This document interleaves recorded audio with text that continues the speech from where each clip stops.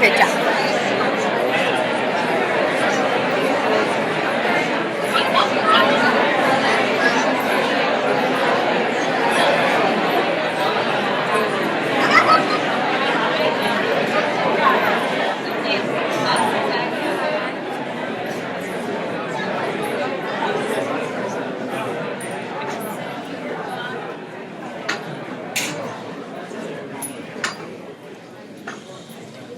It does work.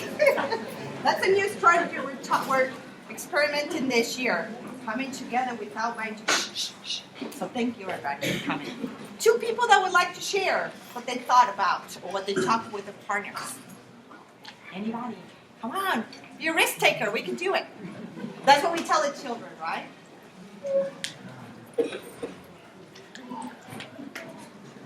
There you go, sir. Okay. Yes. This is Shannon, just a first grader, and diversity was her pick, and I think we kind of share the same values. So we're just talking about how the world keeps shrinking and shrinking, and being able to communicate and being able to be open-minded to other cultures is very important. Yes. Thank you. Thank you for sharing. Yes. So I'll turn around. Thank you. I'm Jennifer, and have a son in Amarillo and a son in First this year. I couldn't choose just one.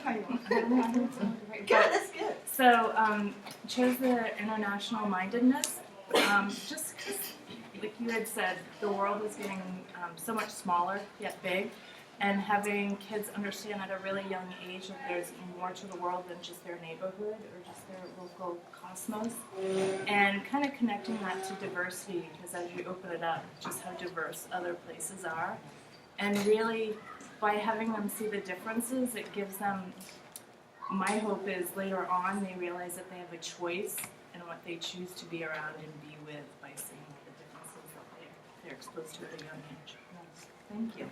Thank you. Thank you, everybody, for participating and sharing your thoughts. The purpose of the Back to School Night, you can read it there. We have big goals for the school. My personal goal for you all would be, number one, that you learn about our curriculum program and how it's implemented in the classroom by our teachers.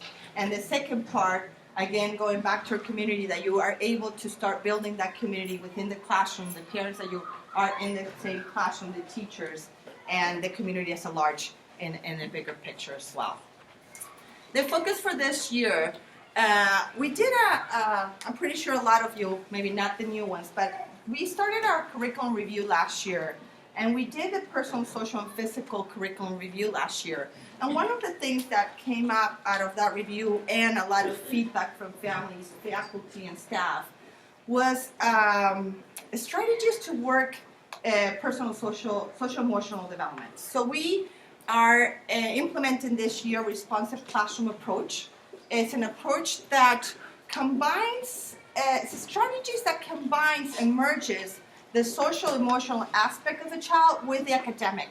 So it's different strategies that teachers use in the classroom to support the social, emotional development, which at the other end is going to support the academic piece of it. So you'll learn a little bit more about it in the classrooms today. Mindfulness, we did start it last year. We have seen some goals that were accomplished and some things that are benefiting children. We know that mindfulness supports children be focused, so it works different in every classroom. You wouldn't believe seeing it in the little ones when they're sitting there quietly, and it's just beautiful to see. And we have evidence from teachers of how the classroom dynamic works after doing it for several months, so we will continue definitely doing that. In pre-kinder, we have a new learning environment philosophy for pre-kinder, where we have looked at the environment that we had. We have done a lot of research. We visited schools. We're incorporating a lot of natural elements into our schools, in the classrooms in pre-kinder. We're looking into open-ended environments where children can develop their creativity.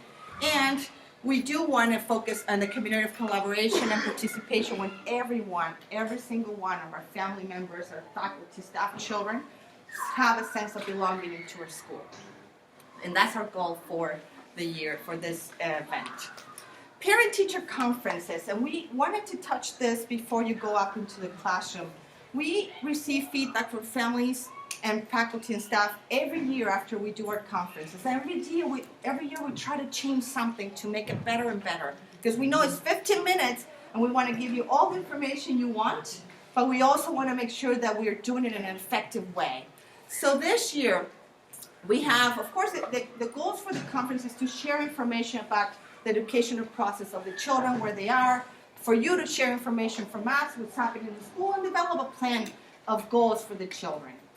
In this first conference that's coming, believe it or not, in 3 weeks, the second conference, in October, our main goal is to do a check-in and how the first month and a half is going, and to be able to see how the transition to the school has happened in those first months of the year. We have made some changes in this second conference that is happening. So we have a timeline. We're going to have Monday, you're going to receive an email for the invitation to sign up for a conference. On October 4th, which is a Tuesday, we're going to send the conference for your child via email with a short questionnaire. Just 4 or 5 questions just to get information from you of how the child has adjusted to school. Who does he say he plays with? How is he feeling in the classroom? And some questions that you might have for the teachers as well. So the teachers can get the information and we do want you to be able to fill that questionnaire by the 7th, that's a Friday, so teachers get a time to read it before Monday and prepare the answer to the questions for the conference, which is actually October 10th. And we do have childcare for that conference as well. And now, let me introduce who actually make this school possible. Our wonderful team of teachers. And because we have a lot of people that I want to introduce, I'm going to ask you to please hold your applauses until the end, so then we get a chance to meet everybody. So we're going to start with our Amarillo team, Norma Santiago, Daisy Mora, and Carmen Hernandez. Our Rojo team, Jessica Perea and Rosa Bedini. Karina had to go to her own child's back-to-school night. Our Verde team, Merly Vicente, Tatiana Gonzalez, y Miriam Ruelas. Our Azul team, Inés Olaveri-Tisker, Janet Sandoval, and Patricia Sanchez. Our Kinder A team, Marina Carrillo, Roylan Novato. There we go. Kinder B team, we have Paulina Tames and Graciela Patricios, and we have our English teacher of kindergarten, Kelly Levy. Thank you. First grade A, we have Carlota Fernandez and Giovanna Zapana. First grade B, Rosy Mendoza and Olga Vega. And our first grade English teacher, Adwa Mantete. Okay, thank you. And then we have our specialist. Let me see if they all made it. We have our PE teacher. Oh, there we go. Thank you. Our so I wasn't sure where he was. Perfect. Thank you. Our music teacher, Jackie Rago. There we go. And our art teacher did not make it. Laura Safore. She comes from far away. We also have our substitute teacher, Alicia Reyes, who supports the whole school. Believe it or not, she does. And I'm going to introduce Jess Grota, our coordinator for community programs at Aventura, so she can introduce her team. Great. Hello, good evening. So I'm Jess Crota. Some of you know me from summer. I do our after-school Aventura program, summer camps, school year camps, enrichment, and our movie nights. Big hit with the kids. So I'm going to introduce our Aventura team here. I'm going to start with our youngest teachers of the youngest students. So pre-K group 3 is Janita Parinango and Carmen Hernandez. And some of the teachers are also in the daytime, so that's why you'll see them stand up for many things. Our pre-K 2 classroom is Miriam Ruelas and Lisette Sandoval. Our pre-K 1 group is Karina Robleto and Patti Sanchez. Our kinder group is Karina Romero and Erika Castro. Our first grade group is Jose Rojas and Patricia Montalve. Oh, and many of you have also had many conversations and emails back and forth and phone calls with Cindy Estrada, who is the assistant for community programs. And just a quick plug, if you didn't register for enrichment classes, let us know now. We'll start next week. If all the teachers that we just presented can stand up so we can thank you.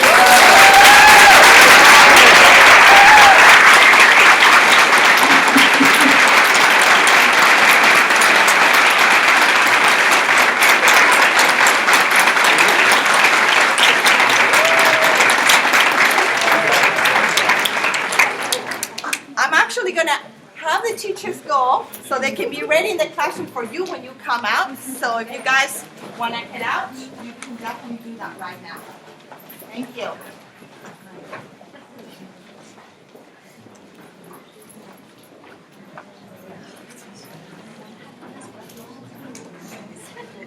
Now let me introduce, well, everybody knows Sagrario Arguelles, our Director of Curriculum and Learning, and she's going to present part of her team also. Hello. Night. I have with me here Laura Guevara. She's the coordinator of academic technology. Nanette, she's our school counselor. And Rosa Hueso, that is our learning specialist. Please, porque no se ve. Nanette Burgos.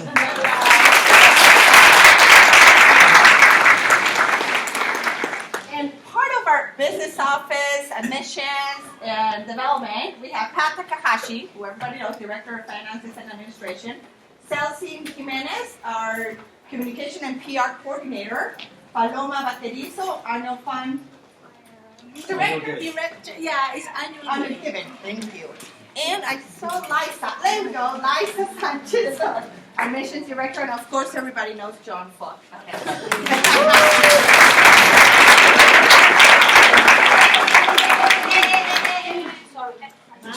go. See, you know. I'm Tanya Richard. I'm pretty sure a lot of you guys did not know her because she's my assistant. She's hiding in the office next to me. But Tanya Richard, my right hand. I couldn't go anywhere. Please tell me I did not forget anybody. EBI employees are here. Okay, go.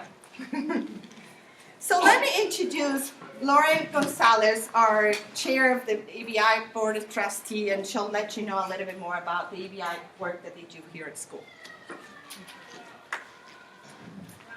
Hi, good evening. You might be wondering, what does the board at an independent school do?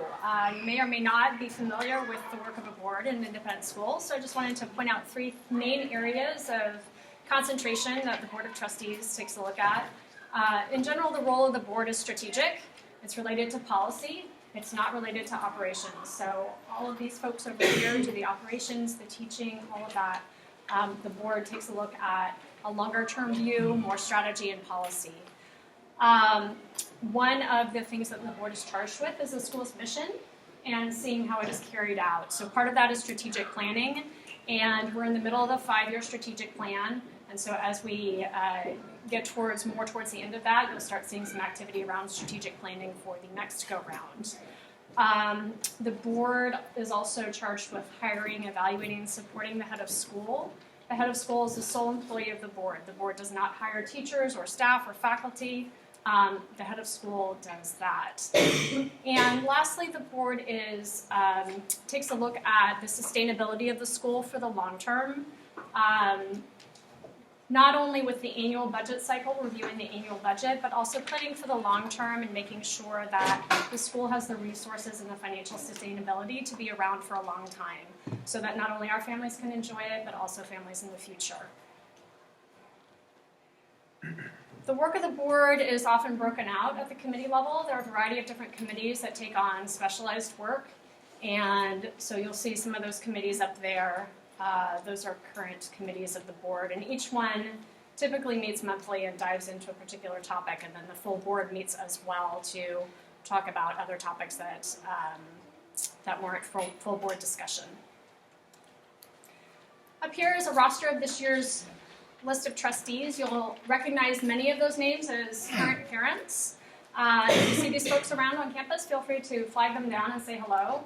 I feel like we are incredibly fortunate to have such a group of dedicated and committed people who are willing to dig in and really do this volunteer work on behalf of the school. There are a variety of professional skills and expertise in that group, as well as different personalities and life histories and backgrounds and perspectives. So it's a really nice mix of people, and I really feel fortunate to be a part of it. And with that, I'll pass it back over to Ken. Thank you.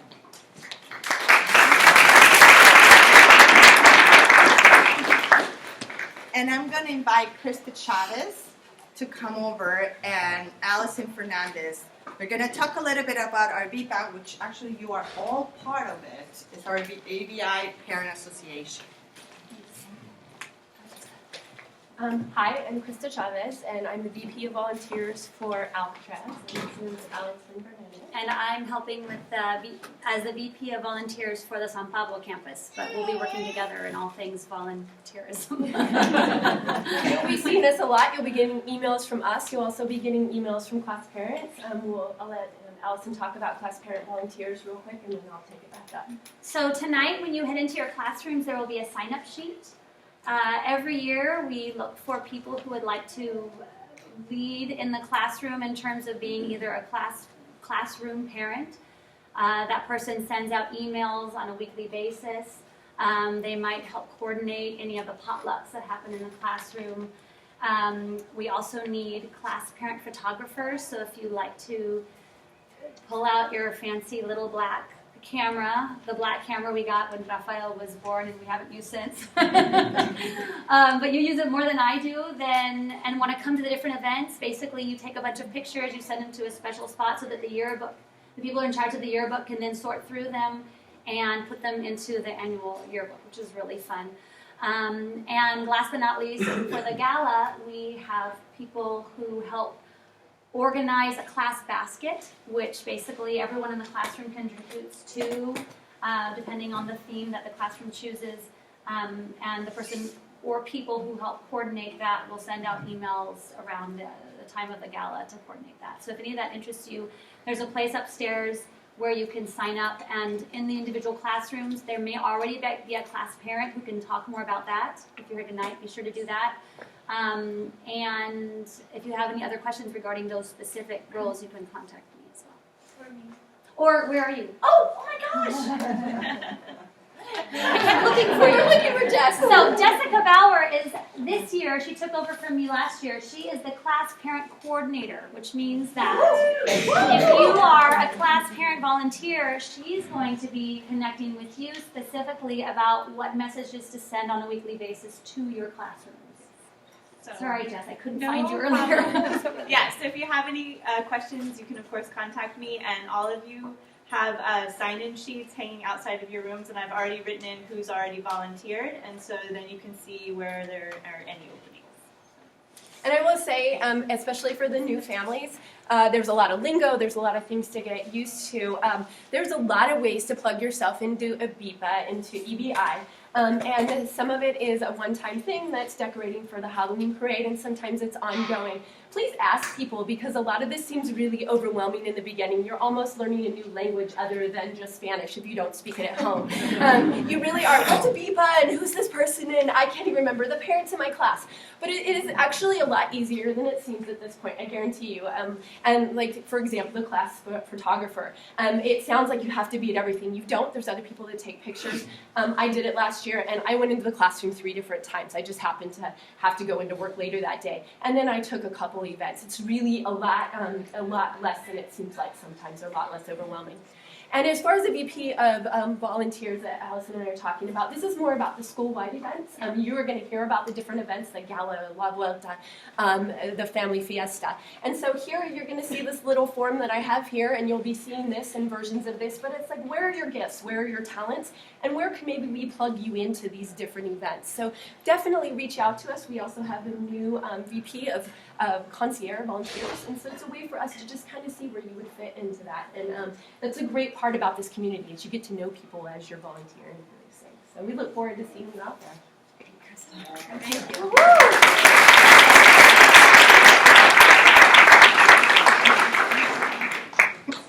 And to finish, we wanted to finish with the IB mission. As an international baccalaureate school, international school, we definitely align with the mission of IB. And I'll just read the first paragraph because as a parent, I do like that part of it. And it says, International Baccalaureate aims to develop inquiring, knowledgeable, and caring young people who help to create a better and more peaceful world through intercultural understanding and respect. And that's what I want for my kids to be. And I hope that all the people in the world can think about their impact in the world and how to be a better citizen and a better person and help each other in the world. Thank you so much for coming. The teachers are waiting for you, so please head back to your classroom and enjoy the evening. Thank you so much for coming.